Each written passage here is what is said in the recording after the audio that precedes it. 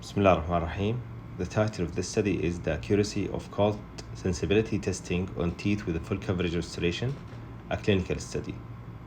This article was published in 2021 in IEJ by Hazard and other. The aim of this study is to evaluate the reliability of endo-eyes cold test to determine the pulpal diagnosis of teeth with full coverage restoration. The material method in this study, 825 participated patients with 825 teeth were included in this study.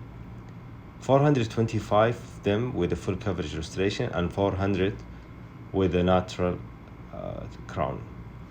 The inclusion criteria here, that patient is older than 18 years old and they are ASA 1 to 3, and the need for RCT on tested teeth was validated. And the exclusion criteria was the previously RCT or previously initiated teeth was excluded from the study. Also, if there is a pulp canal calcification or if identified during the clinical treatment that it calcified, was excluded, and then a trauma in the past 6 months, just to exclude a bias or error during experiment. And the cold test was performed in the standard manner of cold testing, and they asked the patient to raise the hand at the moment of the thermal sensation. And the tested teeth was performed for up to 15 seconds until the patient felt sensitivity of the teeth. And the adjacent and contralateral was used as a control teeth for every tooth that being examined. After that, the teeth was assessed. Presence or absence of bleeding was recorded by examining the periodontal probing. And then they correlate between the cold test and the clinical finding were performed. The following factors were recording for each patient, and this factor is tooth type, number of roots, type of full coverage restoration, including if it's ceramic or PFM, and the patient age, gender, presence of caries, and new analgesic use during the last 24 hours.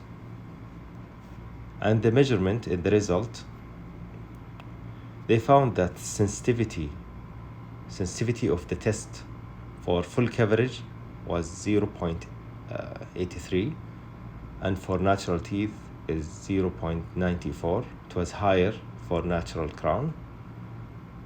Specificity was nearly equal, 0.87, and also for natural tooth.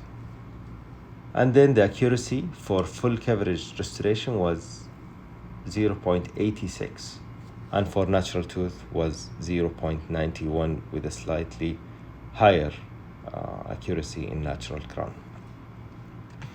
And then no significant difference between the natural crown and the full coverage restoration, founding the tooth type, type of crown present, if the tooth is abutment, or if the recent use of analgesic.